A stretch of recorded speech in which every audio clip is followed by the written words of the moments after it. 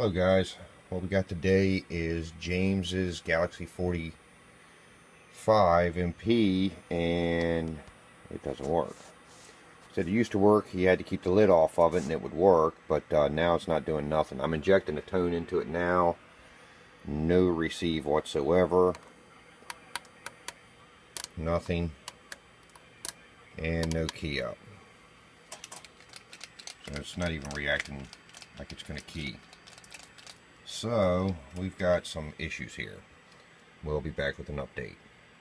Alright guys, got the lid of this thing off. I don't know who's been in here doing whatever they're doing.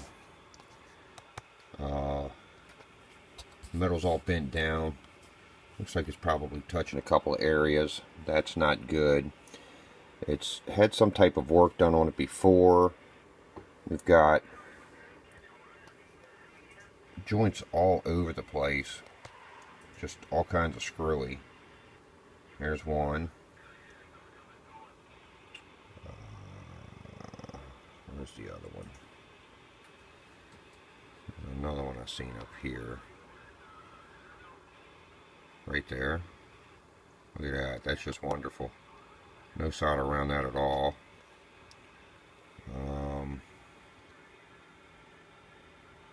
There's a couple other places I've seen too. I mean, it's like somebody went to go touch up the solder and they just didn't touch it up all the way. So we're going to have to go through this thing and find out what's up. The other thing is a dead giveaway is the VCO pot right here. That one right there. Somebody screwed that thing all the way down to the bottom. It shouldn't be down like that.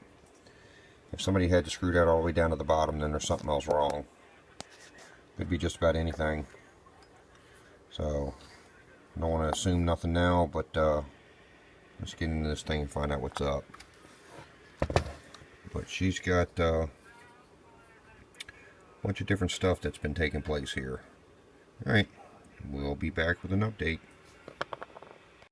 Alright guys, I think we found your culprit here, James. What we got here is you were a victim of old glue. So, as you see, there's glue right on the bottom of this crystal. That's a leg up in the air. That leg's missing. That leg is right there. The glue done ate straight through the leg. And that's what happens. The guys talk about a lot with the older Cobras, you know, when you start talking about them 30-year-old Cobras. But there's your glue, the original. So we're going to clean all that out of there and replace the crystal and then see if we can get this thing working. But as you see, there's some glue here on the top of these capacitors. This other crystal, there's glue down here. I mean, that's what happens when these radios start getting old. That glue just eats shit up. That's what it does. But that's what we got so far.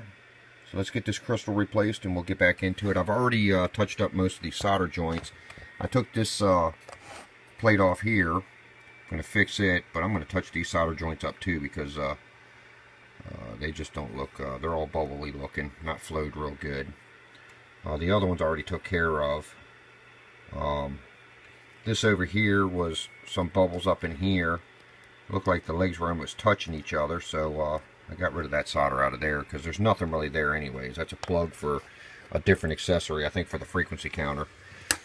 But a few other places in here I've already touched up the solder, but let's get this crystal in. We'll see if we can get this thing working. Okay guys, we put the new crystal in. I talked to the customer and I still got to put his shields back in for him, put them in appropriately the way they're supposed to go in. Took care of some of the solder joints on the bottom, so redid all the solder joints here. You know, it looked like somebody was using some plumber solder or something there. Took care of a few of the other spots that I pointed out earlier. So we've got all that dressed up. Now what we've got is he wants me to do one of my tunes to it. So I'm going to show you this thing in action. And look at that, ain't that beautiful? Flat top and all the way across, flat across the negatives. Just nasty. You know, I mean, it's showing a lot of watts. but 50 watt slug there. But as I've said numerous times in videos, that's false. That's just a false reading. You know, with it being flat and like that, that's not really the true watts that this radio is doing. So we're going to straighten that out, and I'll give you a little look-see. It's like every time I always look in here. I don't know if y'all can see under there, but TR32 is missing. And then they've got that BS frickin' 264 diode resistor mod. And I tell guys all the time, that thing's just BS. That's some shit that they put up on the internet. Shows a whole bunch of splattering watts, and that's about it. So we're going to fix this thing up. We'll be back with that update. Alright guys, back on the 45. We got everything tuned up in it. Got everything straightened out for him. So here we go. Got the reference signal and the 1K tone going through it. And as you see, right there at the 200% modulation, beautiful. Let's go over here, show you what she's doing. Working a 50 watt slug. Oh yeah. And that's at a 4 watt dead key. Now everybody knows these radios. Let me find the variable power. There it is. Half watt to about 7.5. It's probably going to talk its best, probably right about there. Oh yeah, which is about 18 on the RMS. The peak's always going to be about the same. So here's PEP. And there it is in the corner. Let me move my coffee here for a second. Stick the 100 in there. Let's see what we get. Oh yeah, well, good 65, maybe 66. And there it is. She's ready to go. Alright guys, old Stickman at the No Name AFCB shop. If this is something that you have that you need to have done, give me a shout. We'll help you out. We'll see you. Bye bye.